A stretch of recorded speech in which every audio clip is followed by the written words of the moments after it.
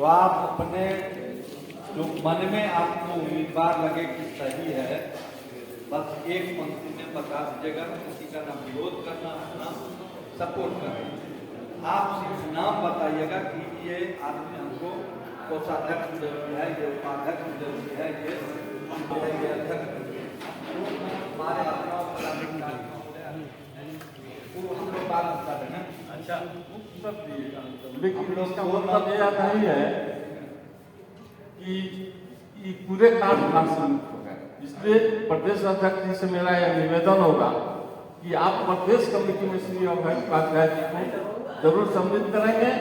ये मुझे पूर्ण विश्वास और भरोसा। और मैं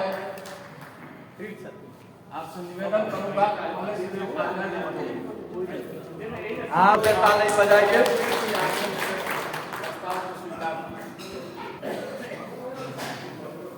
संरक्षक महोदय ले बाबू वो फोटो। हाँ, माले को कम खरीद के लाते हैं। माला पूरा बात खाली हो जाए, खाली तो बजाते रहिए।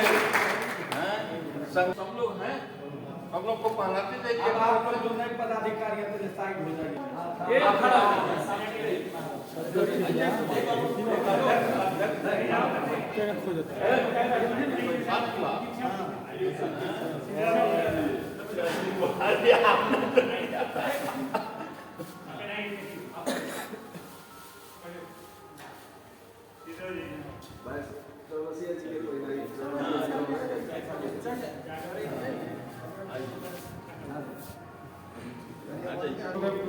प्रदेश अध्यक्ष मुरारी भाई जी, विनय पांडे जी, शंभू पांडे जी, मोहन चौरसिया जी, अनिल सिंह जी, नरूल हक जी और हमारे बड़े भाई मुखिया जी, मशंकर जी, राजेंद्र भैया, सिंधु भाई, सभी लोगों का उनको अगर आप चुने हैं इसके लिए आप लोग बहुत बहुत धन्यवाद। ऐसे हम लोग सांगठनिक रूप से इसलिए मजबूत हो रहे हैं कि सरकार हमारी समस्याओं को सुन नहीं रही। आज लाल ईंटा पर प्रतिबंध लगा हुआ है और 10 साल से सरकार जो है बार बार लाल ईंट का मूल्य ज्यों का त्यों रखे हुए है, जबकि कोल कीमत, मिट्टी मूल्य, मजदूरी, सारा चीज़ सरकार बढ़ा रही है। आज मजदूरी भी बढ़ रहा है, सब कुछ बढ़ रहा है। कोल मूल्य कहाँ से कहाँ चला गया, जो कुल 7,000 8,000 रुपये टन मिलता था, वो कोयला आज 27,000 28,000 रुपये टन बिका। तो सारा चीज़ बढ़ रहा है। सरकार को कम से कम चाहिए कि जो हमारा कॉस्ट है उसके अनुसार कम से कम ईंट मूल्य का निर्धारण करे सरकारी कार्यों में। तो सरकारी कार्यों में सरकार ईंट का मूल्य निर्धारित नहीं कर पा रही है। इसलिए हम लोग जो है सरकार का इस रूप में विरोध करने के लिए, अपने सांगठनिक क्षमता को मजबूत करने के लिए आज हम लोगों का संगठन का चुनाव है। और विशेष सर, अगर सरकार पहले ही दिल्ली के लिए प्रस्थान किए थे, वहाँ भी आप लोग का मार्च वगैरह प्रदर्शन हुआ था, उसमें क्या हुआ, कुछ हुआ? बात सही ये है कि सरकार से बातचीत भी जारी है, हम लोग आंदोलन भी कर रहे हैं। दिल्ली का जो कार्यक्रम था उसमें मेनली था कि हम लोग का जीएसटी जो है, साधारण तौर पर समझ लीजिए कि जीएसटी एक ही स्लैब 12% भी है और 6% भी। 12% में हम लोगों को भी इनपुट मिलेगा, पब्लिक को भी इनपुट मिलेगा, और 6% में हमको इनपुट नहीं मिलेगा, पब्लिक को इनपुट मिलेगा। तो जब पब्लिक को 6% में इनपुट मिलेगा तो 12% दे करके क्यों लेगा? तो सरकार की सोच देख लीजिए, उसका नीति देख लीजिए, उसका कानून देख लीजिए कितना व्यवहारिक है। तो स्वाभाविक है जब आप व्यवहारिक नहीं रहोगे तो सामाजिक है कि उसका विरोध बढ़ेगा।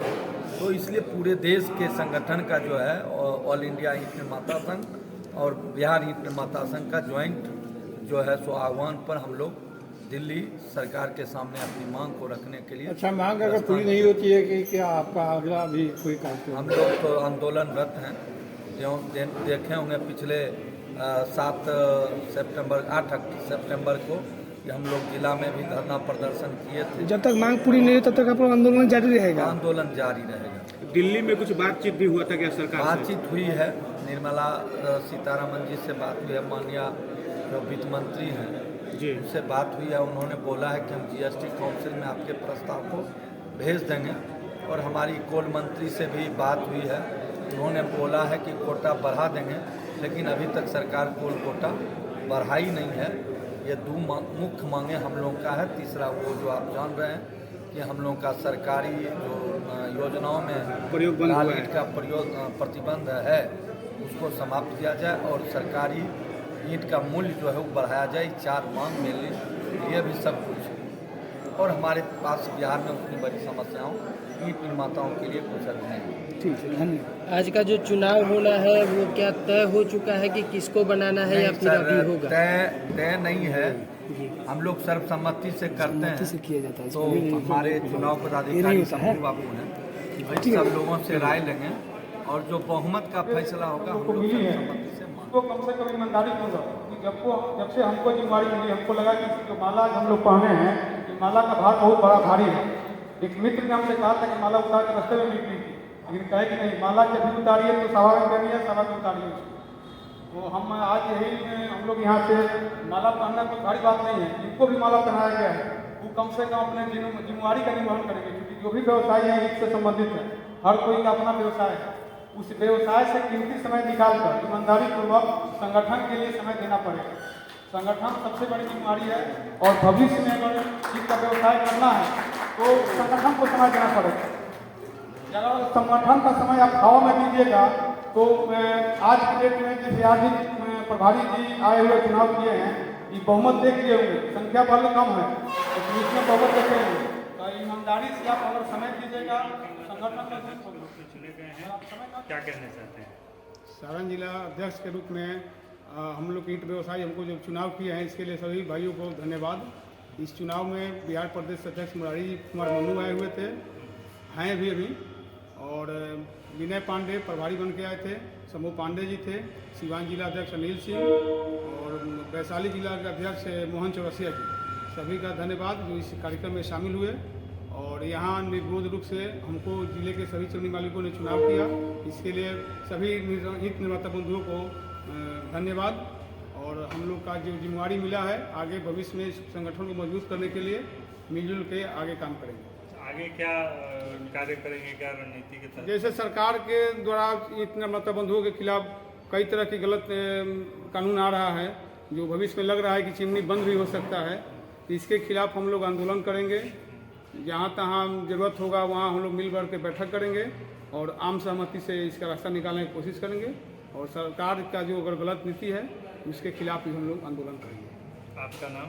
पप्पू कुमार सिंह, जिला अध्यक्ष सारण जिला ईंट निर्माता संघ। और आप क्या कहना चाहते हैं, आप संरक्षक के रूप वो में? आज पूरे चिमनी मालिकों के छपरा की बैठक आहूत करी गई, जिसका अध्यक्ष मैं ही किया। मेरा नाम सुनील कुमार सिंह हुआ, मसरा घर हुआ।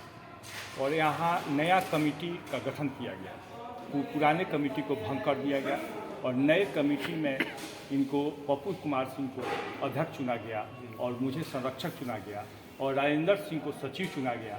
बहुत सारे पदाधिकारी जो कोषाध्यक्ष, उपाध्यक्ष, सचिव, मीडिया प्रभारी भी चुना गया। हम लोगों का लक्ष्य देखिए, इस समय चिमनी पर बहुत संकट छाया हुआ है। लाल ईंट बंद करने की सरकार की प्रावधान है, तो इसलिए हम लोग की लड़ाई पूरे दिल्ली तक इसके पहले हुई है, फिर भी होगा कि लाल ईंट को बंद नहीं किया जाए, जिसके चलते बहुत बेरोजगारी हो जाएगा। हम लोग बहुत ज़्यादा से ज़्यादा रोजगार देने वाले उद्योग चलाते हैं पूरे बिहार में। बिहार जब बट गया, झारखंड और बिहार हो गया।